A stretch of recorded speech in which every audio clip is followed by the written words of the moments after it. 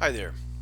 In this video, we'll talk about how to solve a linear equation like the one you see here.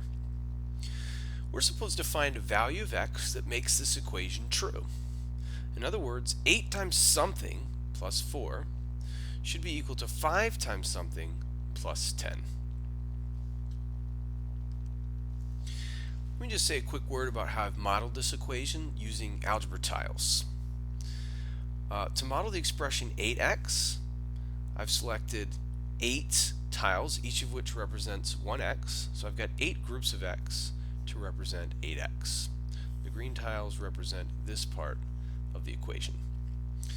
Each of the yellow tiles represents 1 of something, and I need 4 of those, which I do have. In the same way, I've got 5 x tiles here, 5 groups of x, and 2, 4, 6, 8, 10 of the yellow tiles, which models this part of the equation right here. Okay, so let's get started actually solving the equation.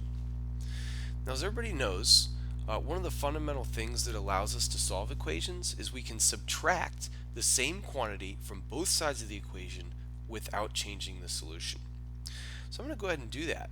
I'm going to remove one of the x's from both sides of the equation. In fact, I'm going to continue to remove until all the x's are gone from one side of the equation. Let me go ahead and take away 4 of these all at once. Notice the effect of that was to isolate the green bars on one side of the equation. There are no green bars left on the right side. Let me stop and record the algebra that corresponds to the actions you saw down here. I took away 5 of the x tiles from this pile, and that left me with 3 groups of x. I also took away 5 of the x tiles from the right side, and that left me with no groups of x. I'm going to go ahead and keep writing down the parts that are there, which didn't change. So now we see 3 times x plus 4 equals 10 is equivalent to the original equation, which just means that it has the same solutions. The good news is this equation is looking simpler. We've eliminated some of the x's from our equation, and now we can continue to solve it. Well, again, I can use the subtraction principle and just take away 1 from both sides of the equation, and I can be confident that in doing that I haven't changed the solution. I'm going to keep doing that until the yellow tiles have been eliminated from one side of the equation and isolated on the other side. So let me go ahead and take away 3 of the yellow tiles from both sides. And there you have it. I've eliminated all the yellow tiles from the left side, and they're only left on the right side of the equation. Again, let me stop to record the algebra that goes along with the actions I performed down here. So I took away 4 from this side, and that left me with 0. I still have the 3 groups of x left over. On the right side, I also subtracted 4, and that left me with 2, 4, 6. 10, take away 4, leave 6. Okay, this is just getting simpler and simpler all the time. We started with an equation that looks a little bit complicated. We made it slightly simpler, and now it's looking really easy. In fact, if we wanted to, we could solve this in our head, but I'm going to keep pressing on with the model here just to make everything super duper clear. And what I've done here is to take my 3 groups of x, and I've separated them into 3 parts. So I'm going to separate the yellow tiles into 3 parts as well, so we can see how everything matches up. Okay, and what we see here is that each group of x corresponds to 2 of the yellow tiles. In other words, x must equal 2.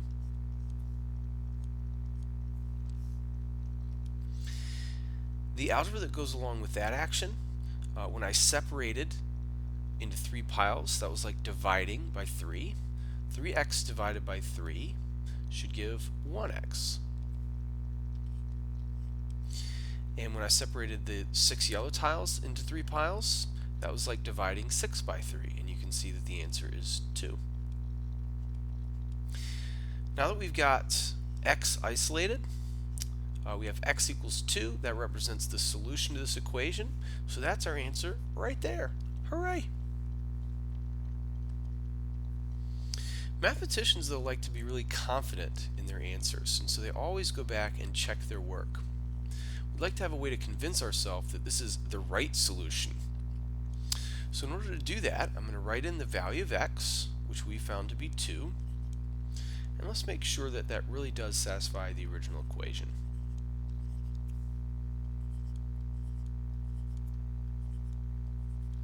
Okay, so with x being 2, we have 2, 4, 6, 8, 10, 12, 14, 16.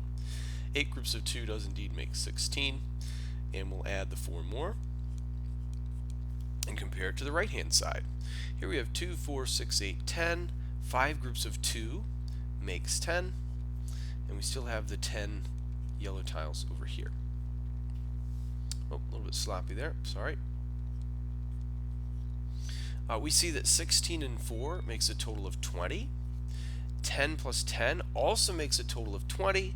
Indeed, the two sides match when x is 2, so that was the correct solution, and we are done, and we can be 100% sure that we've got the right answer. And that's a beautiful thing. I hope this video helps you to understand how to solve linear equations, and thanks for watching.